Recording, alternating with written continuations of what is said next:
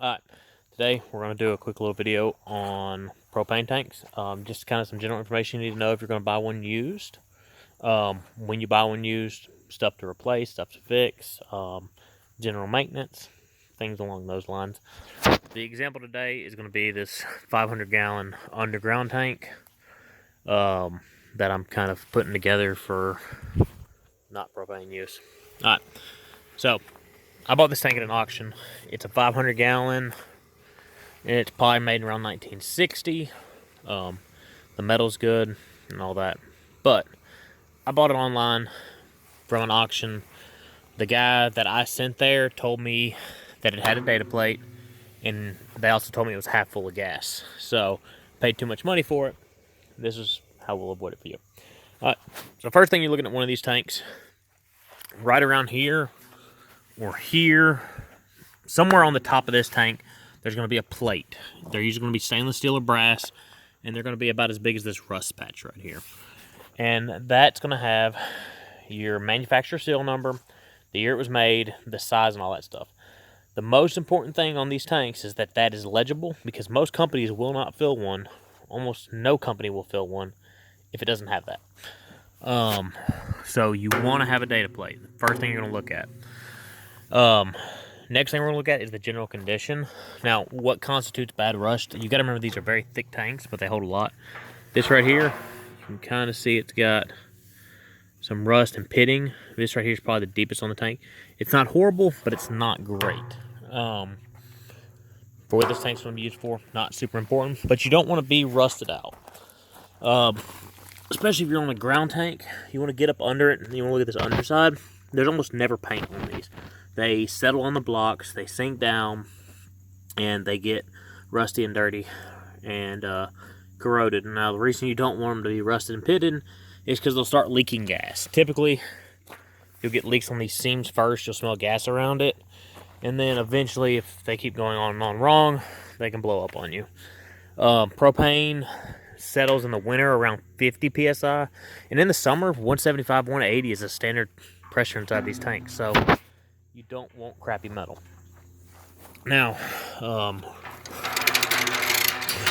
this down a little bit.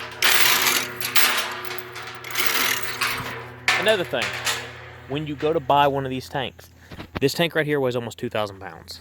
It's empty, right? 2,000 pounds empty. The small 250s are about 1,000 pounds empty, like 1,200 or so. You need some equipment to move them. You can't just take 4 buddies and pick one up. They are huge and they are heavy.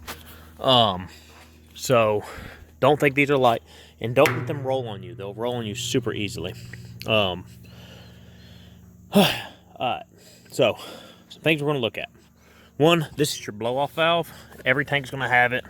They're going to be a different kind. I think I've actually got a spare sitting here on the ground. This is your blow-off valve. You can buy these from just about anywhere. They have different freaking sizes of them and stuff. I think this is like a 3-inch because it's a 500-gallon. Bigger the tank, bigger the blow-off.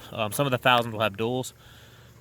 Before you set a tank and before you get it filled, get about 5 gallons of one of these tanks and spray all around here, and all over this right here with some kind of leak detector, soap and water, non-corrosive leak detector. And what we're looking for is any kind of bubbling. The bubbling means there's a leak, and once there's pressure in that tank or you have gas in that tank, there's no way of fixing these when they're done. So this tank, I already put a new blow-off on it, sealed it in there real good. It should hold. Another thing to do is on these old 4 bolts, you're going to take these bolts out with no pressure in the tank. Make sure there's, this one might have a little bit of residual. No, it's empty. No pressure in the tank. Take this out, and there's a gasket under here. Replace that. It'll seep, and it'll smell like propane, and you'll lose probably a gallon a year.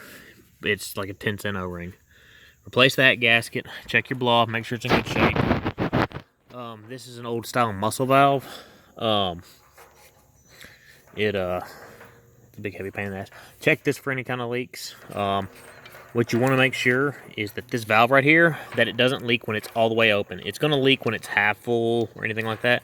Make sure it's all the way open. Open as hard as you can. Make sure it's not leaking. Make sure it's not leaking around here. and make sure it's not leaking around here. Now, if it is leaking around there, this right here is called a piggyback, and this right here screws onto this old valve, and it effectively just replaces my valve.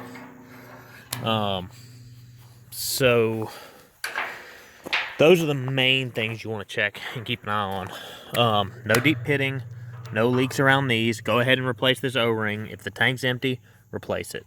If they come out and do a pressure check and all that, and that's leaking, well, then you're stuck with it until you get another pressure check done. Go ahead and replace that gasket. They're good for like 50 years, but this tank right here is probably 60 years old. Check your mussel valve, or you'll have multi-valves. Make sure they're all in good and working shape. You may pull them out and go ahead and replace the hoses and stuff in them. If you have a liquid fill line, this one doesn't, but you can put one on it. Get that taken care of. Go ahead and check it and make sure it's still good, because if you don't have a good liquid fill line, if you decide to fill your small propane bottles, you can't really do it. Now, another thing I'll tell you, paint your tanks. This one's going in the ground, so it's going to have an anode bag, but I went ahead and blasted it and cleaned it the best I can, and I'm going to go ahead and paint it, get it all good, and we're going to bury it. I might make a video on that eventually, but I'll probably actually use my air compressor to make sure it doesn't leak. And then regulators and stuff, we'll talk about that eventually. So, kind of a recap. Make sure you have a data plate with a legible serial number.